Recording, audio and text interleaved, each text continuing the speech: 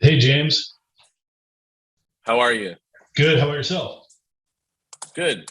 Busy, just tasting a lot, and we've been busy doing all of our top 100 lists and stuff. So Yeah, I've been seeing that on Instagram, actually. so how was 2021 harvest for you guys? And I heard in Napa, smaller crop, smaller berries, more tannins. How was it for Sonoma? Well, so my impression from my point of view, with the Pinot Noir, we were about 14% down overall of our 6-year average. So that's not terrible, right? I think that 2021 is going to yield very high quality.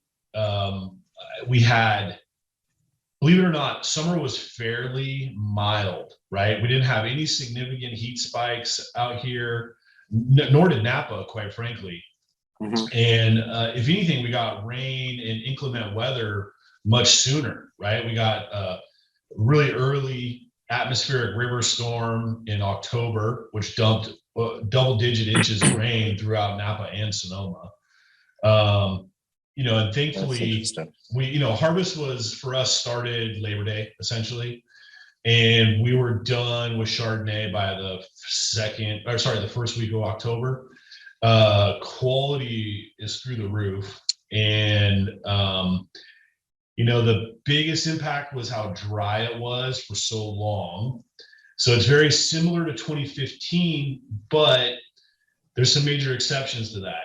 2015, we had a real rapid sugar development without phenological development because we had a lot of heat, where in 2021, we had the similar dryness, similar conditions, but really mild summer, really. And so what I was seeing in the vineyard was like real great flavor development in the fruit at lower sugars, which was kind of ideal. So we could kind of like take our time picking. We weren't really rushed. It was a breath of fresh air in comparison to 2020. That's for sure. Yeah, of course. No doubt about it. So I have high expectations and high hopes for 2021. The main thing we saw is we have various rootstocks here in Freestone. We have one rootstock in particular that's a very shallow rooted rootstock called Riparia gloire. And we saw stunted growth in those particular blocks because there was no moisture in the soil, even at upper levels. And, we've started going to no-till methods, hopefully helping to try to preserve more soil moisture and more topsoil, right? The ripping and all that, you lose topsoil. Once you lose soil, you never get it back. We can always add water, right? With irrigation and whatnot. So we had to be pretty precise when we irrigated and how we irrigated and what blocks we irrigated. And, there's a lot of talk about water use, but I would say that that's more of an impact on the municipality as a whole. And of course, they're going to affect the farmers first because they think the drawdown in agriculture and water is bigger. But I argue that's not the case, especially in farming grapes. We do very precise watering, right? We use emitters, and it's very calculated how much and how many gallons per minute. We're not talking about flood irrigation here of like, exactly. You know what I mean? It's kind of crazy. Yeah. So, people like to sensationalize stuff and have something to talk about, but that one rainstorm we got in October totally replenished our reservoir that we were relying on at Pastoral, which was like phenomenal. Like I distinctly remember having a conversation with my viticulturalist, Jeff. That's crazy. And we were pulling out the boards because it has like we're required to let so much water go into the creek. And I'm like, well, you should pull those boards out because like it's going to fill up. He's like, there's no way. And like literally in 48 hours, he's like, holy cow, thank God we like did what we did. Otherwise we'd have a problem. So that's cool. Because I heard that rainstorm in October, it was something phenomenal. Like 70% of the rain that California had, or that the area had last year in 2020, like in 5 days or something. It came in 48 hours, literally in 48 hours. We had the same amount of inches of rain that we had all last year. That's awesome. I'm happy. Well, sure. I mean, me too. I mean, I was, in a way, it was a silver lining. We were dry because the soil was able to absorb a lot of stuff. And there was a lot of reservoirs and areas that needed the runoff. But I think if you caught us in a normal year, a normal moisture year, and we had something like that kind of like later in the season, you'd have flooding and, that's more natural disaster type scenarios, I think, But yeah, it's been dry again though. We haven't seen a lick of rain since that happened. And everybody in North America, at least the West Coast, is talking about a La Nina event, which tends to be drier. So I mean, we'll see. We still have all of December, January, February. Typically, what saves our bacon is like early spring rains. So being on the coast, when a weather system comes through, it still has a lot of power. It still has a lot of moisture. That's true. And obviously, that kind of dissipates as it goes over landmass sometimes. So we tend to get more water anyways. I mean, I don't know that scientifically. It just intuitively seems that way. Yeah. And then, so the coast tends to fare better versus inland areas like Napa that can have big dry down. Because like I live in Napa now, and it was shocking the shoot growth in Napa this year. Again, low yields, high quality, but really small shoots, not very big canopies.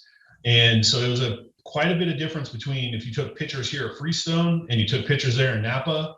So tell me about these wines. And it's interesting because they're late releases too. What's the whole story? Yeah.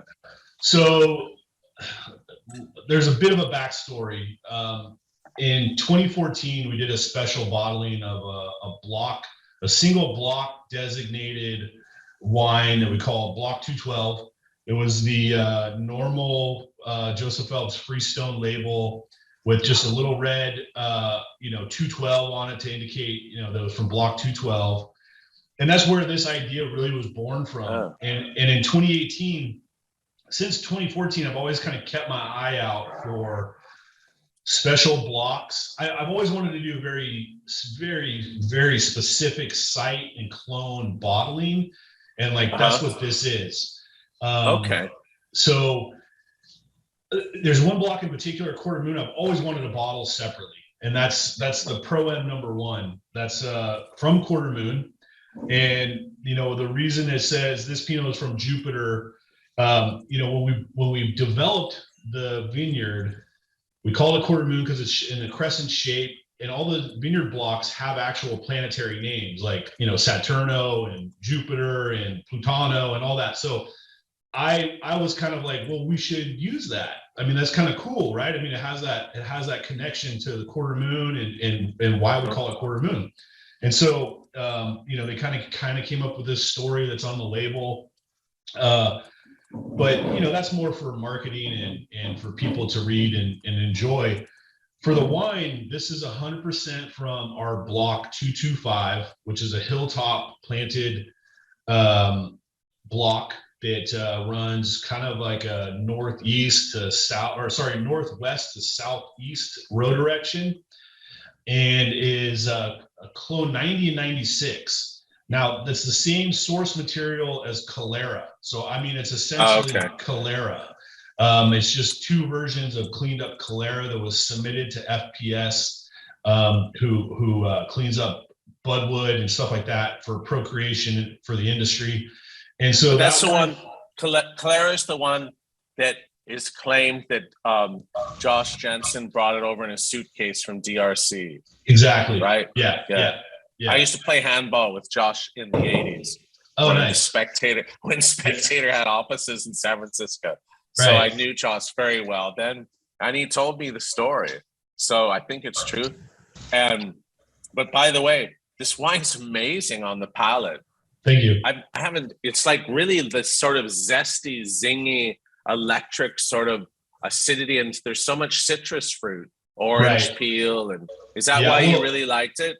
It is. I mean, hands down, James, between you and I, Block 225 out of both our vineyard sites is 100% my favorite spot. And this has always kind of been destined for Quarter Moon, but I've always felt like, Quarter Moon in a way, yes, it's a single vineyard bottling, but it's also a micro blend. And I've always wanted to be very I've always wanted to be very precise and be like, look, this is a distinct difference between this one and the next wine you'll try. And the vineyards are literally like less than a mile away as the crow flies. And I felt it important to try to bottle it on its own. And it's funny because the first wine I identified as something that I thought was the heads above everything else came from Pastoral. But I've always loved this particular block at Quarter Moon. But the goal is not necessarily to go back to the same block. It's more to see what cream rises to the top, so to speak, in the sense of what's the best of the vintage. So, Freestone's kind of version of Insignia, but not a blend, right? Of just a best of what the vintage gives us. So how many bottles did you make of the B225? The Proem number 1, the 225, we made a total of what do we have here? 400 cases, 400 9L cases. Wow! And so do you know how much will it sell for? I believe it's $225 a bottle. Okay. So we're shooting for the stars. Yeah. But I think that it's high time that we do something like that. And I feel that on the coast that the grapes, the Pinot is the apex grape on the coast, right? Yeah, totally. And I think that people have been leery to release, above $100 bottles of Pinot Noir. Yeah. But it's very common out of Oregon, which obviously Pinot is the apex grape in Oregon. And to me, I'm kind of like, well, why can't we do it too? And I feel that in my mind, it's long overdue. And the idea is that we're trying to make wines for a connoisseur who's going to take this wine and lay it down, hence the late release, like bottle age over a year, to prove that it's ageable and that it can hang on for many years. Still, in my opinion, it still needs like at least 3 years to really but I love the dynamic character of it now. Like you could drink it now and then it'll be fun to see how it ages as well. For sure. But it's a really great wine. Congratulations. I love it. Thanks. So it is 36% whole cluster inclusion, which, I think I don't really shy away from whole cluster. I think that tends to lend to more ageable wine in the long run. Yeah. I just like it really has a unique character. So that's really says a lot. I don't get the feeling of a lot of the wine stylized at all. I get this like, whoa, how did it get that character? You know what I'm saying? We can see it's derived from where it's from. Exactly. That's exactly correct. I mean, that's my approach is not, it's the grapes fully speaking for itself in my opinion. And that's what I think is good about it. And how much new wood did you use? So this one had 53% new oak and 47% used. So not crazy high. And mainly because I think I'd rather let the wine show. I don't want the barrel to impact it too much,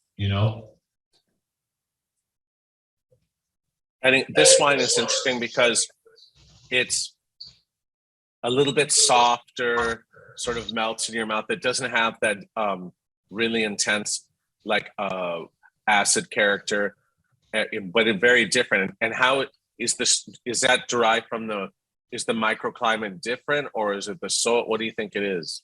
Well, I would say it's definitely climate driven. I mean, we have, typically we have pretty high natural acid in the grapes in the first place. This wine was bottled at a pH of 3.6, but the TA is pretty high. The TA is like 0.7 grams per liter. So it's really what is given to us. This wine, there was no additives, native yeast or natural yeast, natural ML, and no acid additions. So I picked this at like, probably 23 to 23.6 bricks, or 23 and a half, 23.6 bricks, and the alcohol is 14.2. So the conversion can be all over the place depending on the year and whatnot, but the idea for it was to just be as natural and delicate as possible, and let the grape and the grape material and the healthy fruit show itself, was the goal. I mean, I like how they're so different. Yeah. That's really cool. That's the goal. And so what sort of a whole cluster was this? Are you on number 2? Yeah. Number 2 is 35%, but it's a different clone. Proem number 2 is 100% Swan. And Swan is a fickle clone out here for us. And in 2014, when I bottled, so this is also from block 212, like it was in 2014. The difference in the 2014 wine is it had 2 clones, and it had Calera and Swan. And this one is 100% Swan. To me, this is a much more refined wine, in my opinion, for when I've tried it. I feel like it's quote unquote connoisseur's wine, because it smells very delicate and easy and subtle in the nose, but then you put it in your mouth, and it kind of packs a punch. It has a lot of depth and character to it. And they need air, that's for sure. I opened mine well over an hour ago and poured some out, tasted it to make sure it wasn't corked, to get some air in it. And I poured this at a tasting in San Francisco a couple weeks ago for the Battery. And when I first opened it, I was like, wow, that's really tight. It's really kind of the whole cluster is showing. But as it got air and time, it got a little warmed up a little bit, the wine totally transformed. And for me, the Proem number 2 is I think is a very thought-provoking wine, because of the delicateness it has in the aroma, but the power it has in the palate. I agree. And what's the production of this one? Number 2, cases? It's smaller. It's 250. And the same price? Yep, same price. And we did a soft opening with it, quote unquote, and we only offered it through customer service. So when customers called in and like, hey, what else do you have new, or anything else exciting? And so it's gained traction that way.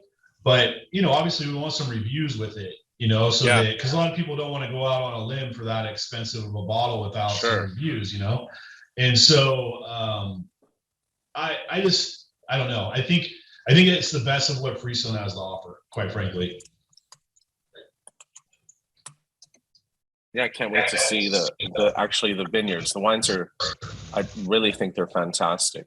And I drink a lot of Burgundy here. So I personally would love to put them in a blind tasting with high-end Burgundies to see how, if they punch above their weight or below their weight, so to speak. Because I've drank a lot of Burgundy too. And I think that the Sonoma Coast has a ton of potential. We know that. Totally.